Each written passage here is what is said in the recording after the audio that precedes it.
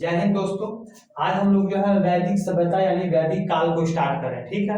वैदिक सभ्यता या वैदिक काल कहने का मतलब हो गया कि इस काल में जो है वेदों की रचना हुई थी, जिस कारण जो है इसको वैदिक सभ्यता या वैदिक काल कहा जाता है।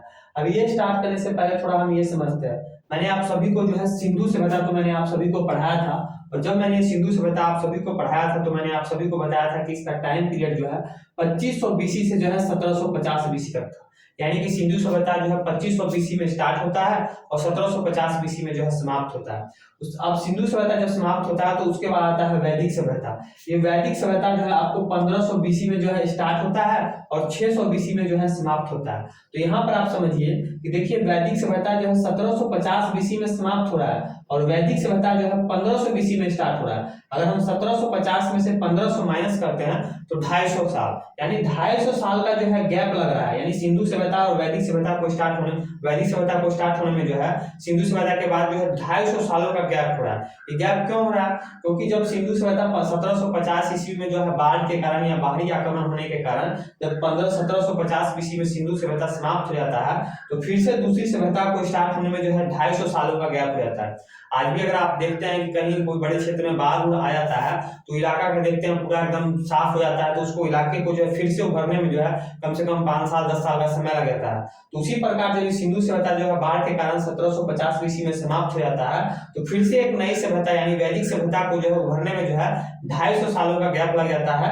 इसी 2.5 साल के गैप को जो है संक्रमण काल कहा जाता है। क्या कहा जाता है? तो संक्रमण काल कहा जाता है। ये समझ गया सिंधु सभ्यता। और सिंधु सभ्यता एक नगरीय सभ्यता थी, मैंने आपको बताया था, लेकिन ये जो वैदिक सभ्यता थी एक ग्रामीण सभ्यता थी, जो आगे मैं बताऊंगा।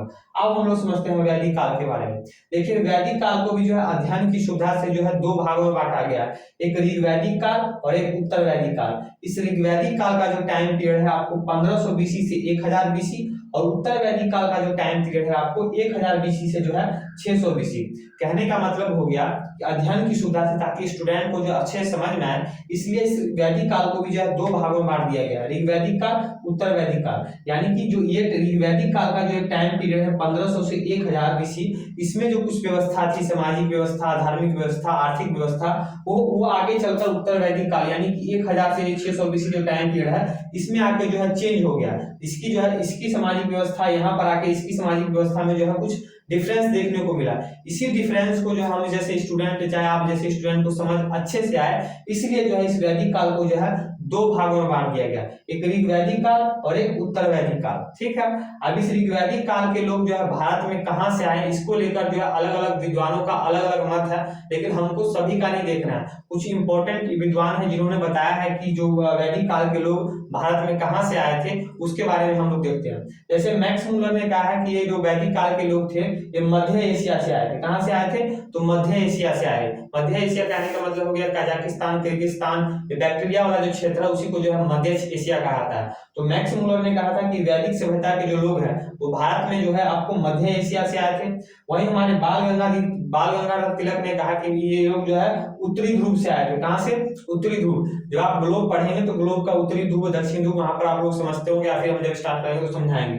तो बाल गंगाधर तिलक ने कहा कि आपको वैदिक सभ्यता के लोग उत्तरी ध्रुव से आए थे। वहीं दयानंद सरस्वती ने कहा कि ये लोग जो है तिब्बत से आए थे। कहां से आए थे? तो तिब्बत से आए थे। लेकिन इन सभी विद्वानों में जो सभी विद्वानों का जो मत है उसमें सभी इतिहासकार इस बात को लेकर सहमत है, इस बात को लेकर लोग एक राजी होते हैं कि इस वैदिक सभ्यता के लोग जो है मध्य एशिया से आए थे। इसलिए लोग मध्य एशिया को इस बात पर ज्यादा तवज्जो देते हैं कि मध्य एशिया में एक बुगोजगोई अभिलेख मिला। कौन सा अभिलेख मिला है? बुगोजगोई अभिलेख मिला है। इस बुगोजगोई अभिलेख में जो है इंद्र भगवान और वरुण भगवान का चर्चा किया गया है, जो इस वैदिक सभ्यता के लोगों के भी जो है भगवान थे। तो इस बात पर अंदाजा लगाया जा रहा है कि भैया जब वहां पर भी जब वरुण और इंद्र को भगवान मान रहे हैं, यहाँ भी वरुण और इंद्र को भगवान मान रहे हैं, यानी कि ये लोग जो है मध्य एशिया से आए।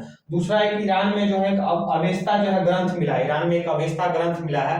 उस अवेस्ता ग्रंथ की जो अधिकांश बातें हैं उस वैदिक काल से जो है मेल खाती है, जिस कारण जो है इसका अंदाजा लगा रहा है कि ये लोग जो है मध्य एशिया से आए थे। तो ये हमने समझ गया कि ये लोग कहां से आए थे, यानी कि लोग अधिकांश इतिहास का इस बात से सहमत है कि यार ये लोग यानी कि इस वैदिक सभ्यता के लोग मध्य एशिया से आए थे। यहाँ पर समझ गए। अब जब ये लोग वैदिक सभ्यता के लोग जब भारत में आए तो इनको जो है आर्य कहा गया। क्या कहा गया? आर्य। आर्य कहने का मतलब हो गया श्रेष्ठ या कुलीन व्यक्ति।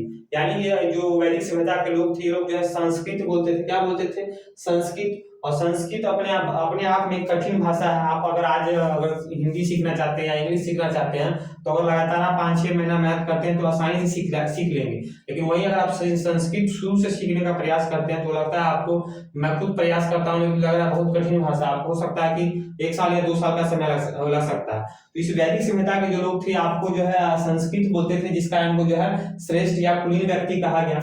अब ये जो आर्य लोग जब मध्य एशिया से भारत में आए तो ये लोग जो भारत में शुरुआत में जो पाकिस्तान का जो ऊपर वाला इलाका है, पंजाब सिंध वाला इलाका, पंजाब वाला इलाका, उसमें आकर बसे थे। कहां पर आए थे? उसमें आकर बसे थे और वहां से जो है 7 नदियां गुजरती थी, जिस कारण इस आर्य लोग यानी इस वैदिक सभ्यता के निवास स्थल को जो है सप्त सैंधव प्रदेश कहा गया। क्या कहा गया? सप्त सैंधव प्रदेश। यहाँ से जो है 7 नदियां गुजरती थी, इसी कारण इनके निवास स्थल को जो है सप्त सैंधव प्रदेश कहा गया। वो 7 नदियां जो थी, सिंधु थी, सरस्वती थी, सतलज थी, रावी थी, व्यास थी, झेलम थी, चिनाब थी। कौन कौन? सिंधु, सरस्वती, सतलज, रावी, व्यास, झेलम, चिनाब। इसी 7 नदियों के आसपास आर्य लोग बसे हुए थे, इस कारण इनके निवास स्थल को जो है सप्त सैंधव प्रदेश कहा गया। अब जब आर्य लोग भारत में आ गए, जब ये पंजाब वाले इलाके में बस गए तो इन्होंने सोचा कि पूरे भारत का जो है आर्यकरण किया जाए, पूरे भारत को जो है संस्कृत सिखाया जाए। तो इसके लिए इसकी जिम्मेदारी जो है 2 लोगों को दी गई। 2 लोग कौन कौन थे? जो उत्तर भारत में जो है आर्यकरण करने की जिम्मेदारी जो है गौतम राहुगढ़ को दिया गया और दक्षिण भारत को जो है आर्यकरण करने की जिम्मेदारी जो है गौतम अगस्त को दिया गया। तो एग्जाम में क्वेश्चन पूछता है कि उत्तर भारत को आर्यकरण किसने किया था? तो गौतम राहुगढ़ ने किया था। और दक्षिण भारत को आर्यकरण किसने किया था? तो गौतम अगस्त ने किया था। अब आगे हम समझते हैं इस वैदिक काल की जो है सामाजिक व्यवस्था, आर्थिक व्यवस्था, धार्मिक व्यवस्था क्या थी। ठीक है, अब आगे हम यहाँ स्टार्ट करते हैं। अब हम लोग जो है ऋग्वैदिक काल को स्टार्ट करेंगे। ऋग्वैदिक, अब देखिए मैंने आपको पहले बताया कि इस वैदिक काल को 2 भाग में बांटा गया है, ऋग्वैदिक काल, उत्तर वैदिक काल। तो वैदिक काल में हम लोग सबसे पहले अब ऋग्वैदिक काल का जो सामाजिक, धार्मिक, आर्थिक व्यवस्था है उसको देख लेते हैं और नेक्स्ट वीडियो में हम लोग जो उत्तर वैदिक काल को स्टार्ट करेंगे, उत्तर वैदिक काल को कवर करेंगे। तो ये हो गया अपना ऋग्वैदिक काल। अब ऋग्वैदिक काल के हम लोग सामाजिक व्यवस्था देखते हैं। सामाजिक व्यवस्था में जो ये लोग जो है पितृसत्तात्मक थे। पितृसत्तात्मक कहने का मतलब हो गया इनका समाज जो है पुरुष प्रधान था। आज भी हमारा देखते हैं हमारा समाज जो है पुरुष प्रधान है। आप सभी लोग जो होंगे, आप देखिए अपने नाम के पीछे जो है किसका टाइटल लगाते हैं? आप अपनी मम्मी का टाइटल नहीं लगाते होंगे। आप जैसे मेरा नाम ही शुभम हो गया तो मैं शुभम दुबे लगाता हूँ, यानी दुबे किसका टाइटल है? मेरे पापा का। मेरे पापा को किससे मिला टाइटल? मेरे दादाजी से मिला। यानी हमारा समाज जो है पुरुष प्रधान है। उसी प्रकार इनका भी जो वैदिक सभ्यता का, वैदिक काल का जो सामाजिक स्थिति था, इनका समाज जो है पितृसत्तात्मक था। समाज की सबसे छोटी इकाई जो है परिवार था। क्या था? तो परिवार था। परिवार के मुखिया को जो है कुलप कहा जाता था। क्या कहा था? तो कुलप। और इनके परिवार, इनके समाज में जो है संयुक्त परिवार का व्यवस्था था। क्या? संयुक्त परिवार का, यानी कि दादा दादी, पोता पोती, चाचा चाची, ये सब एक साथ मिल के रहते थे। इसी को जो है संयुक्त परिवार की व्यवस्था थी। और इस व्यवस्था को जो है नरप्त कहा जाता है। क्या कहा था? नरप्त। इनका समाज जो है 4 वर्णों में बटा हुआ था, ब्राह्मण, क्षत्रिय, वैश्य, शूद्र। क्या? ब्राह्मण, क्षत्रिय, वैश्य, शूद्र। यानी जो किसी को पढ़ाने लिखाने का, किसी को शिक्षित करने का काम करता था उसको ब्राह्मण कहा जाता था।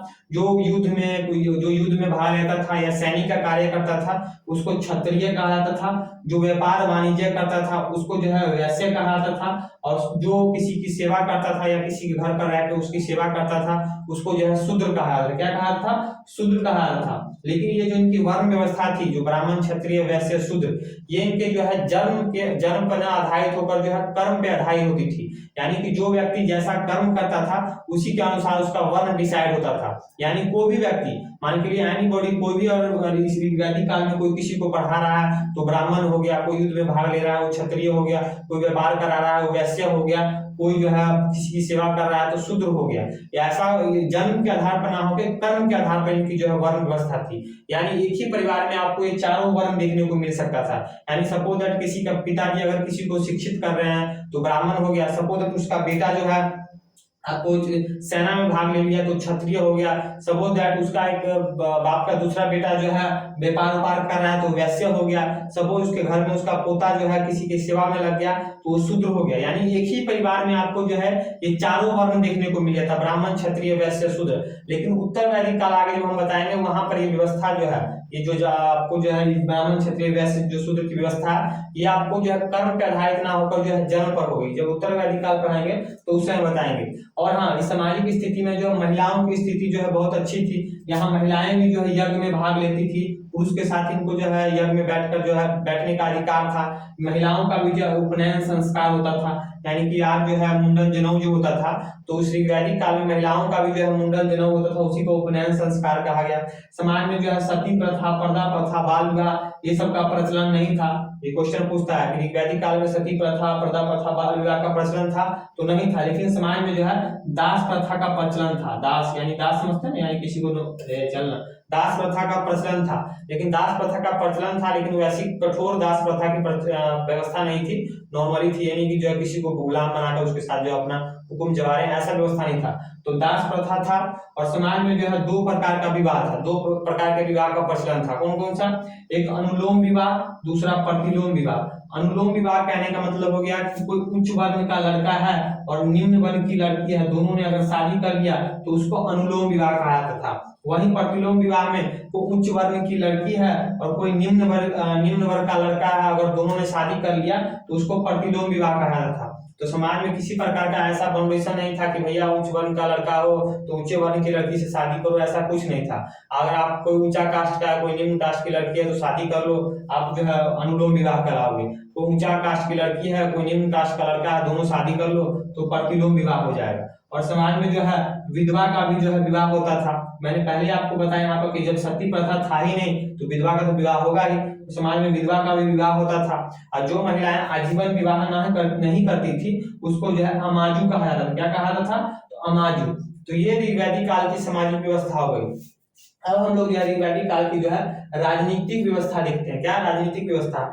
अब जब आर्य लोग जो मध्य एशिया से जब भारत में आते हैं तो ऑलरेडी जब भारत में जो कबीला रहते हैं उन कबीलाओं के बीच युद्ध होता है, यानी मध्य एशिया से जो भरत कबीला भारत में आता है और भारत में जो पहले से जो कबीला रहता है, तो दोनों के बीच जो युद्ध होता है, इस युद्ध को जो है दशराज युद्ध कहा गया। क्या कहा गया है? दशराज युद्ध। इस दशराज युद्ध का जो है ऋग्वेद के 7वें मंडल में वर्णन किया गया। तो क्वेश्चन पूछता है कि ऋग्वेद के किस मंडल में जो है 7वें दशराज युद्ध का वर्णन किया गया? तो 7वें मंडल में। इस दशराज युद्ध में जो है आपको मध्य एशिया से जो भरत कबीला आता है वो इस युद्ध को जीत जाता है। और जो है कबीला के जो है प्रमुख को जो है राजा गोप या गोप्ता या जनस्प या पुरोहिता कहा जाता है। एग्जाम में क्वेश्चन पूछता है कि कबीला के प्रमुख को क्या कहा जाता था? राजा, गोप, गोप्ता, जनस्प, पुरोहिता। और समाज का सबसे छोटा इकाई क्या होता था?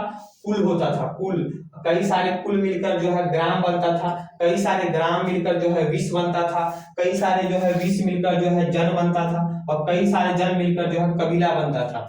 कहने का मतलब हो गया जैसे आज भी देखते हैं व्यवस्था, कई सारे वार्ड मिलकर जो है ग्राम यानी गांव बनता है, कई सारे गांव मिलकर पंचायत बनता है, कई सारे पंचायत मिलकर ब्लॉक बनता है, कई सारे ब्लॉक मिलकर जो है जिला बनता है, कई सारे जिला मिलकर जो है राज्य बनता है। उसी प्रकार यहाँ भी व्यवस्था थी, कई सारे कुल मिलकर जो है ग्राम बनता था, कई सारे ग्राम मिलकर जो है विश्व बनता था, कई सारे विश्व मिलकर जो है जन बनता था, कई सारे जन मिलकर जो है कबीला बनता था। और इस कुल के जो प्रधान होता था उसको कुलप कहा जाता था। जैसे आज भी हमारे वार्ड का प्रमुख होता है उसको वार्ड मेंबर कहा जाता था, पंचायत का प्रमुख होता है मुखिया कहा जाता था। उसी प्रकार यहाँ भी व्यवस्था था, कुल के प्रमुख को कुलप कहा जाता था, ग्राम के प्रमुख को ग्रामणी कहा जाता था, विश्व के प्रमुख को विश्वपति कहा जाता था, जन के प्रमुख को जनपति कहा जाता था, कबीला के प्रमुख को मैंने यहाँ बता दिया राजा, गोप, गोप्ता, जनस्प, पुरोहिता कहा जाता था। और समाज में 3 प्रकार की जो है राजनीतिक संस्था थी। 3 प्रकार की राजनीतिक संस्था थी, सभा, समिति, विदर्भ। जैसे आज भी हमारे समाज में राजनीतिक संस्था है, लोकसभा है, राज्यसभा है, किसी भी राज्य में जाते हैं तो वहां देखते हैं विधानसभा है, विधान परिषद है।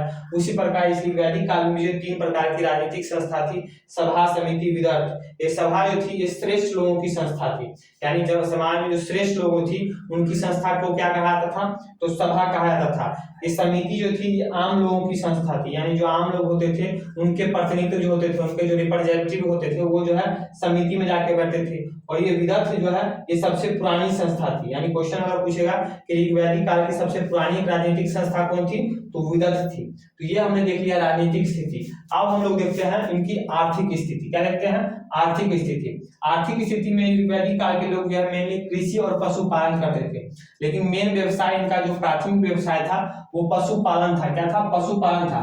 कृषि तो ये करते थे, लेकिन कृषि उतने जो है बहुआत मतलब सबसे उतनी मात्रा में नहीं होता था, क्योंकि इस समय तक जो है लोहे की खोज हुई नहीं थी।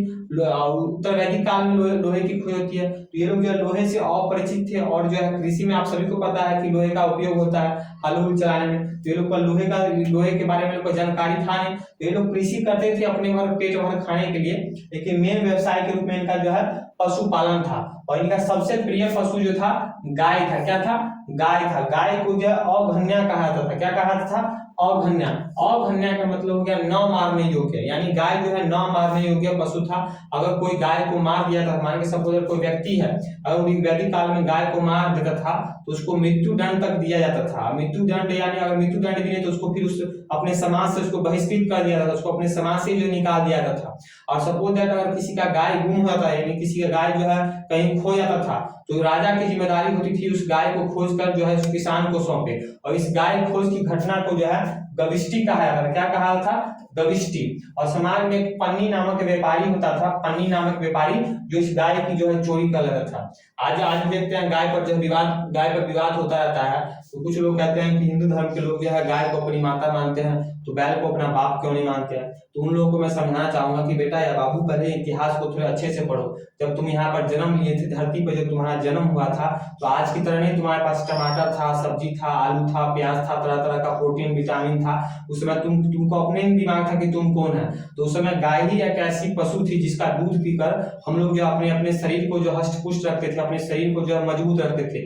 इसी कारण जो है वैदिक काल के लोगों ने जो गाय को जो है माँ का दर्जा दिया, क्योंकि माँ ही अपने बेटे का ऐसे ख्याल रखती है। इसलिए गाय हमको अपना दूध देकर, अपना दूध अपने बच्चे का दूध काट कर हमारा पेट भरती थी, इसलिए गाय को जो है माँ का दर्जा दिया। लेकिन आजकल के लोग क्या कहता है, गाय को तुम लोग, एक सुप्रीम कोर्ट का जज है काटजू है, वो बैला को हम कौन जज बना दिया, उसको एक बार सुन रहे थे कि लोग पागल है जो गाय को जो है माता मानते हैं। मैं उनको ऐसे पढ़े लिखे लोग जो ऐसा बात बोलते हैं तो हंसी आता है। भैया एक बार आप इतिहास को पढ़िए कि आखिरकार गाय को माँ का दर्जा क्यों दिया गया। जब इतिहास पढ़िएगा तो आप समझिएगा कि गाय को माँ का दर्जा क्यों दिया गया था। बात समझिए। तो ये हमने देख लिया आर्थिक स्थिति। अब हम लोग जो है वैदिक काल की जो है धार्मिक स्थिति देखते हैं।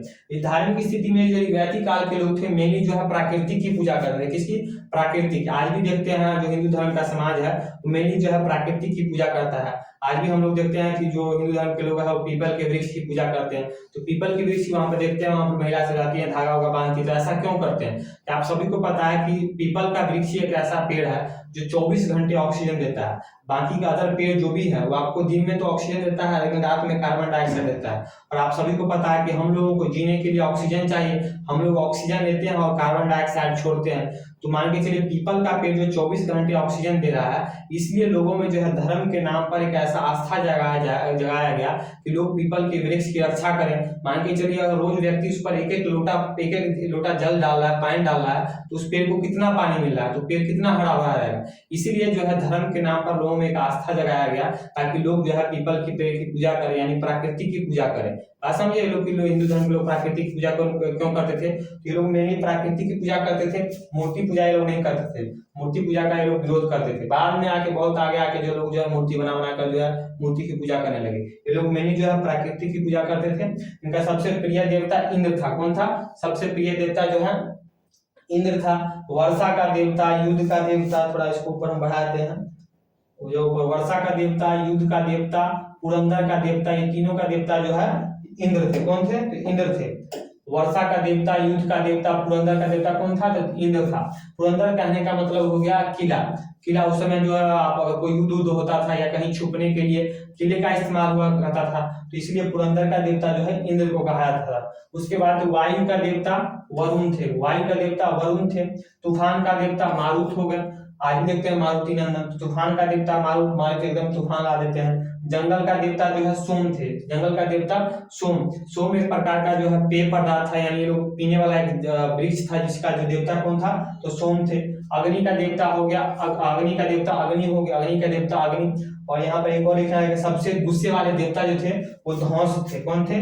धौंस। ऐसे हो गया। आप अगर इसको याद भी ऐसे रख सकते हैं, कहते हैं ना कि बहुत धौंस दिखा रहा है, जो गुस्सा में होगा वही धौंस दिखाएगा। तो सबसे गुस्से वाले देवता हो गए धौंस। और पूरे वैदिक काल में जो है इंद्र भगवान की चर्चा जो है 250 बार की गई है, और अग्नि की चर्चा जो है 200 बार की गई है। तो ये हमने देख लिया ऋग्वैदिक काल को, वैदिक काल को समझ लिया, और वैदिक काल में मैंने आपको जो है ऋग्वैदिक काल को समझा दिया। और नेक्स्ट क्लास में हम लोग जो है उत्तर वैदिक काल को देखेंगे, ठीक है, उत्तर वैदिक काल को। तो आज के लिए इतना ही, मिलते हैं नेक्स्ट वीडियो में, तब तक के लिए जय हिंद।